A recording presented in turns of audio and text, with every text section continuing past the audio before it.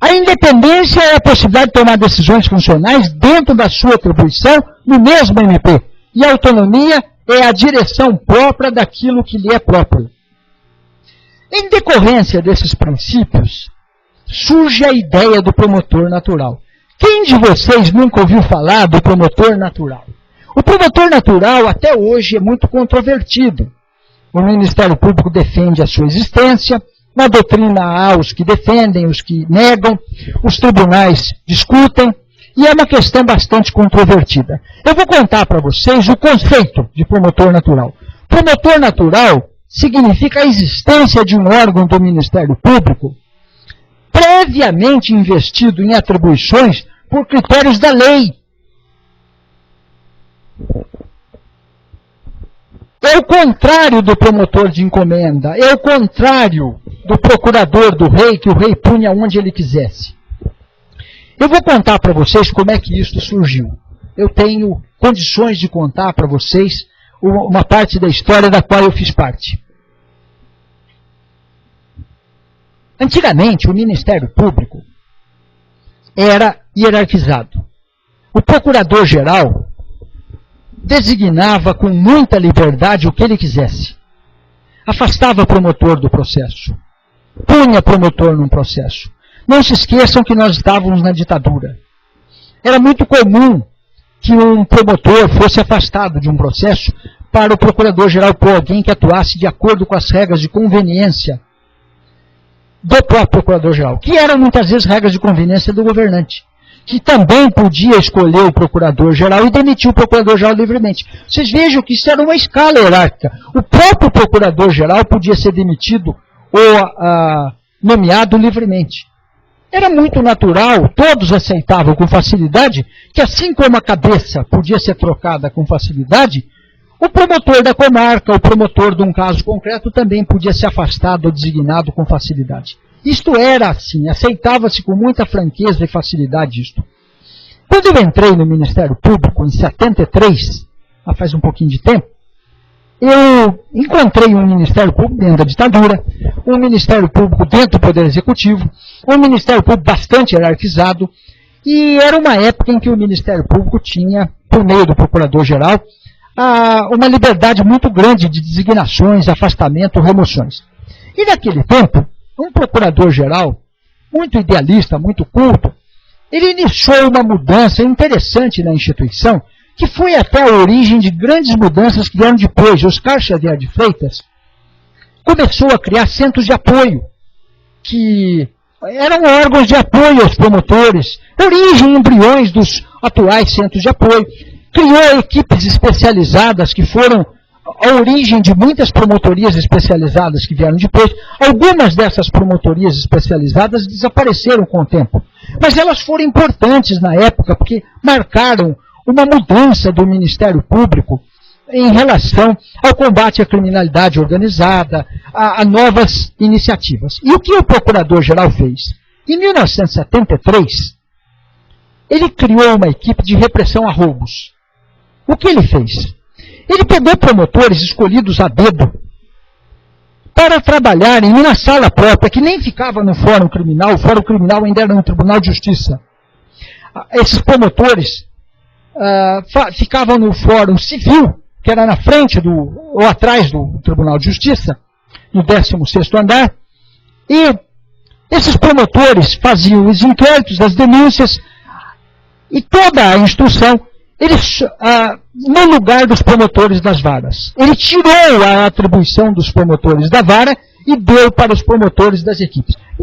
Isso daí, vamos dizer, naquele tempo havia 30 varas criminais, só 30. E dos 30, se um ou dois promotores questionaram o Procurador-Geral, foi muito.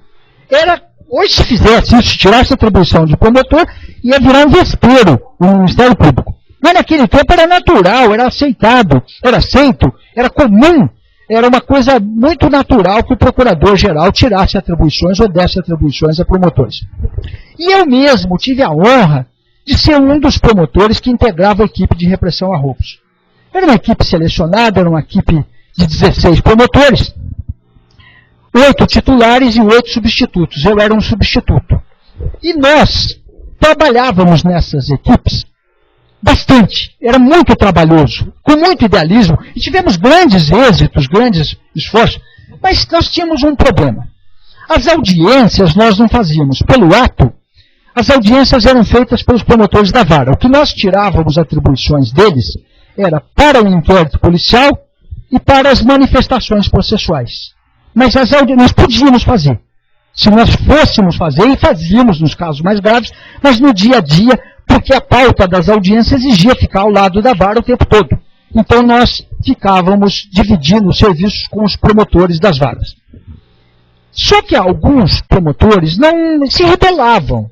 Eles não aceitavam a atribuição. Alguns por bons motivos, porque eram zelosos da própria atribuição. E outros, às vezes, por incúria dos cartórios, que costumavam, em casos de absolvições, eles punham o processo na mesa do promotor da vara para tomar ciência, junto com o expediente geral, e às vezes o promotor da vara tomava ciência e não recorria no meio da pilha de processos, e eram exatamente aqueles casos que a gente recorreria na equipe, porque eram casos extremamente graves. Isso causava um mal-estar enorme na equipe da qual eu fazia parte. E os promotores da equipe não queriam levar o caso adiante, porque ninguém queria questionar as atribuições do procurador-geral perante o judiciário. E ficava aquela situação dos promotores irritados, porque as absolvições muitas vezes escandalosas ocorriam, e quando o processo caía na mesa do promotor, já não se podia fazer mais nada, que já tinha transitado e julgado consciente do promotor da vara, cujas atribuições tinham sido suprimidas pelo procurador-geral. Estava assim a situação. E os promotores da equipe ficavam irritados, mas ninguém fazia nada. E era aquele clima desagradável, difícil. E eu vou contar uma coisa para vocês. O advogado, o promotor, devem escolher os casos para fazer tese jurídica. Tese jurídica, se vocês querem defender em doutrina, vocês sentam e escrevam a hora que vocês quiserem. Mas se vocês quiserem defender em caso concreto, escolha o caso, porque o caso ajuda ou atrapalha. O que eu fiz? Eu esperei um dia uma absolvição bem escandalosa, um escândalo, uma absolvição vergonhosa, um caso que as paredes gritariam se visse aquela absolvição. E não demorou muito, aconteceu. Um assaltante reconhecido, testemunhas, a coisa foi apreendida em seu poder, foi absolvido escandalosamente. Uma injustiça enorme, caso de recurso. Foi para o promotor da vara deve ter tomado ciência no meio de outras coisas, não viu e não recorreu. E o assaltante teve a cara de pau de como ele foi absolvido e transitou em julgado, ele requereu a devolução da arma que foi apreendida com ele durante o assalto. E o juiz pôs digo MP. E aí o promotor da vara não quis falar, e ele mandou para a equipe. E foi para mim. Eu pus assim, meritíssimo juiz, o ciente de folhas foi lançado por equívoco. O promotor não tinha atribuições. Apelação em separado. E já fui para a biblioteca preparar o recurso, porque eu tinha certeza que o juiz ia rejeitar, alegando que o Ministério Público é uno indivisível, a função é a mesma, o promotor da vara tinha tomado ciência e não tinha apelado, e já tinha transitado em julgado e não podia recorrer. Dito e feito.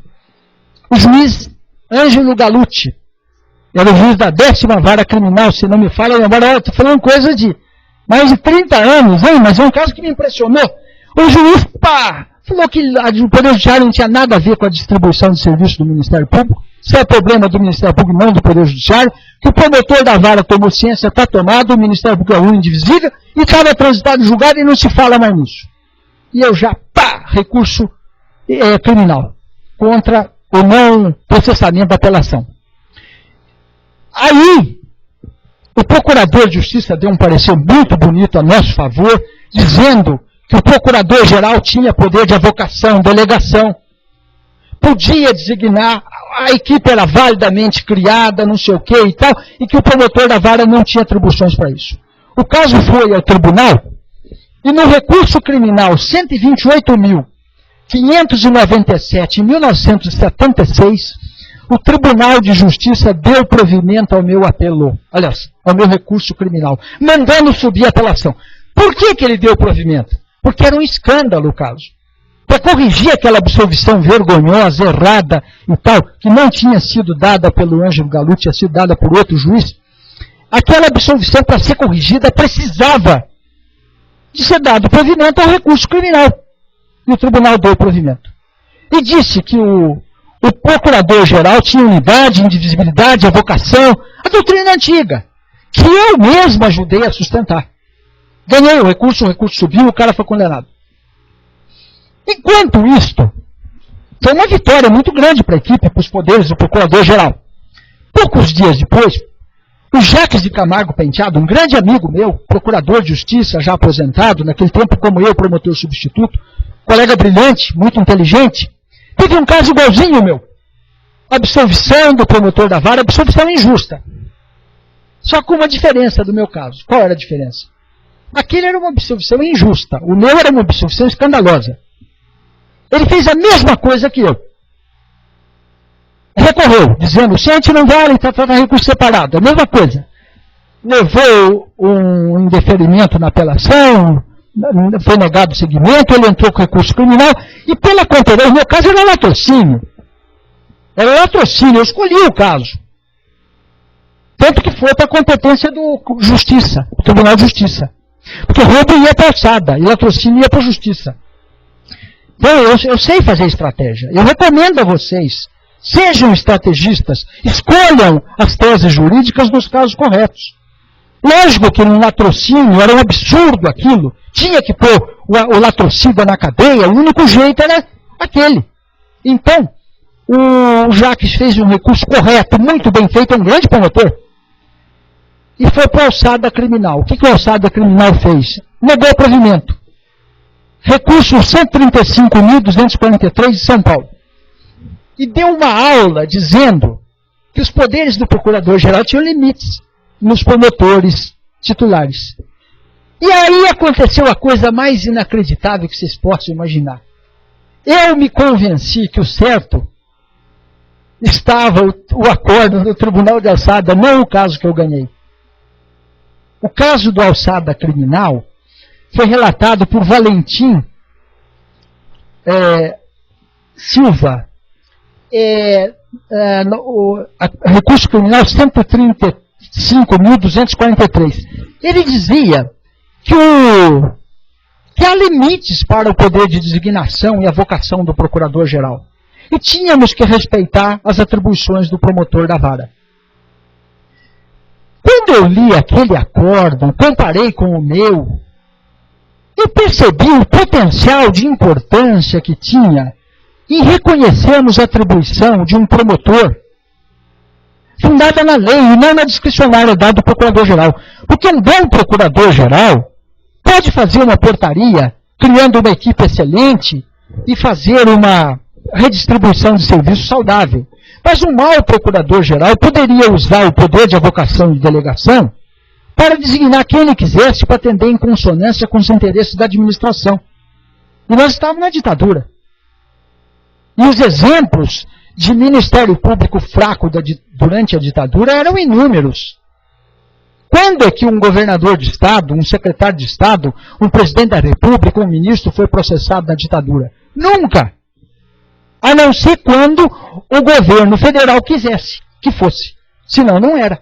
Eu percebi que o verdadeiro interesse da instituição estava em sustentar a posição mais avançada, que era do limite da designação do procurador-geral. Eu fui convidado, por coincidência, naqueles dias, a fazer uma palestra em Bauru, no grupo de estudo de Bauru. A primeira vez que um substituto fez palestra em grupo de estudo no estado de São Paulo, porque eles só convidavam promotores mais experientes. Mas por razões do destino, por circunstâncias que não vem ao caso agora mencionar, eu acabei fazendo esta palestra em Bauru. E eu levei esses dois acórdãos para discussão. O tema era o Ministério Público no Processo Penal. E eu sustentei, pela primeira vez no Ministério Público, que nós precisávamos criar limites ao poder de designação do Procurador-Geral. Inclusive, eu sustentei, está publicado, que havia direito de resistência contra o ato do Procurador-Geral se violasse as prerrogativas do promotor titular. Foi um escândalo na época. Hoje não. Hoje, todo promotor zeloso quer suas atribuições. Mas não se discutia isso, resistir ao Procurador-Geral, que é isto? Atribuição do promotor titular, que é isso? E a vocação, e a unidade da instituição. Naquele tempo, a unidade e individualidade não estavam escritas nem na Lei 40/81. Eram princípios doutrinários, mas eram princípios conhecidos. Em Bauru, o assunto teve grande interesse, foi uma reunião muito concorrida, e o Carlos Siqueira Neto, que era o presidente da Associação do Ministério Público da época, chegou para mim, um grande líder, um homem que chegava longe, chegou para mim e falou: Hugo, você defende isso no seminário de grupos de estudos no fim do ano? Eu falei: defendo, com uma condição. Eu quero saber de que lado que a associação está. Porque se a associação estiver contra, eu vou defender isso em artigo, em livro, em doutrina. Não vou pôr a cara para vocês jogarem uma tese e derrubarem. Porque eu sei que vem chumbo da Procuradoria. Eu falei: não, nós estamos de acordo, nós vamos defender a tese também. Eu falei: então vamos defender no grupo de estudo. Porque lógico que eu não teria mudado a minha opinião, mas eu mudaria a minha estratégia se a associação não fosse favorável. Eu não vou fazer jurisprudência contra a minha tese. Ainda mais dentro da instituição. E fomos para o seminário de fim de ano. E eu defendi essa tese. Foi extremamente controvertida. O Procurador-Geral de Justiça e toda a cúpula da instituição votaram contra.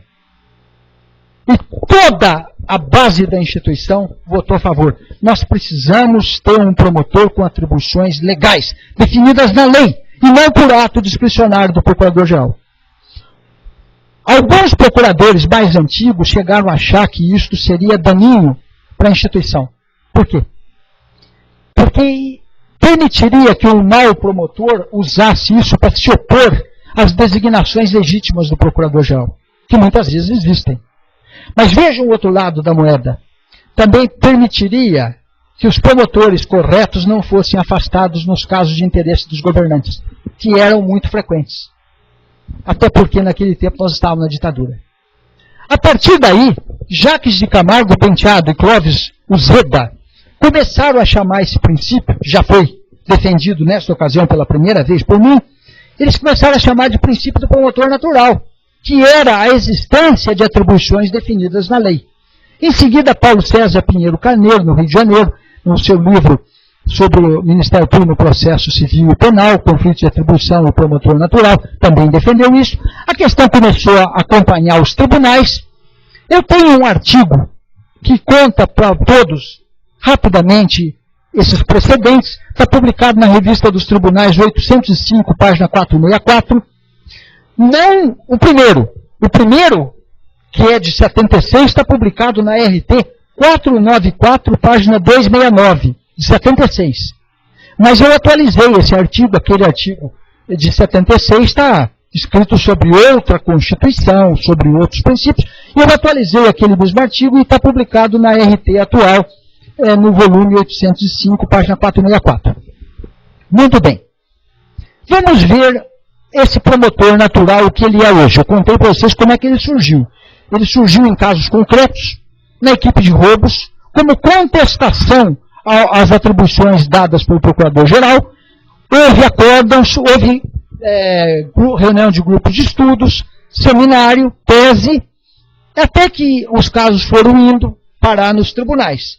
E um dos casos acabou sendo publicado, decidido pelo Supremo Tribunal Federal.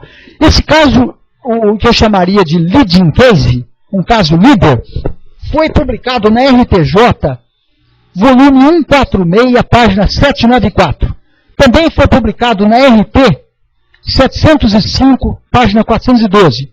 É um caso de 1992, o único até agora julgado pelo Supremo Tribunal Federal no seu plenário. Nós já tivemos outros julgamentos, mas por turmas. Esse foi o plenário. Então fica a dúvida. Existe ou não o princípio do promotor natural? Esse princípio decorre da Constituição ou ele é infraconstitucional? Ele é auto-aplicável ou não? Isso tem ensejado muitas controvérsias, até hoje. O Supremo aceitou ou não aceitou esse princípio? Eu já vi muitos acórdãos do STJ, de tribunais locais, doutrina, dizer que o Supremo rejeitou esse princípio. E ele cita o mesmo acórdão que eu já citei. O caso é um habeas corpus 67.759 do Rio de Janeiro, julgado em 1992 pelo plenário. Esse acórdão tem 50, quase 100 páginas, é um acórdão enorme. Os senhores, vale a pena ler, um acórdão muito bonito, de alto nível. Ele discute bastante o princípio. E, de fato, é muito curioso, porque cada ministro quase que decidiu uma coisa. 5 ministros disseram que o princípio existe. 4 disseram que o princípio não existe. Não há promotor natural. Dos 5 que disseram que existe, 3 disseram que o princípio era constitucional e aplicável imediatamente, e sem necessidade de legislação infraconstitucional. Um entendeu que ele era constitucional, sim, mas ele dependia a sua eficácia de implementação na legislação infraconstitucional. E um disse, sim, o princípio existe, mas ele não é um princípio constitucional, ele é um princípio infraconstitucional. E 4 disseram que o princípio não existe. Dependendo do modo como você soma os votos, você tem um resultado.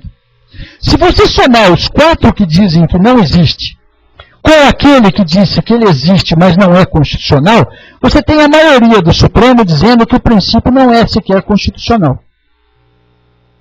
Se você somar os que acham que ele é constitucional, que existe, mas ele depende de lei que não existe, existem 4 que acham que ele não existe, mais 2 que acham que ele não é aplicável, daria 6. Então, muitos pegam esse acordo e dizem, o princípio não existe, ele foi recusado pelo Supremo. Não é assim que você interpreta o voto médio. Vocês sabem como é que se interpreta o voto médio? Porque esse é um caso típico. Quando você tem num acórdão 10 que condenam e 1 que absolve, ele foi condenado por maioria, de 10-1, está facílimo. Agora, quando você pega um acórdão que tem vários votos e votos em sentido divergente, nós temos que descobrir qual é o voto médio. E qual é o voto médio? Primeiro, nós temos que ver o decisum. O Supremo reconheceu ou não o princípio? 5 disseram, sim, o princípio existe. Então, o Supremo reconheceu que o princípio existe. A controvérsia é se o princípio é constitucional ou infraconstitucional.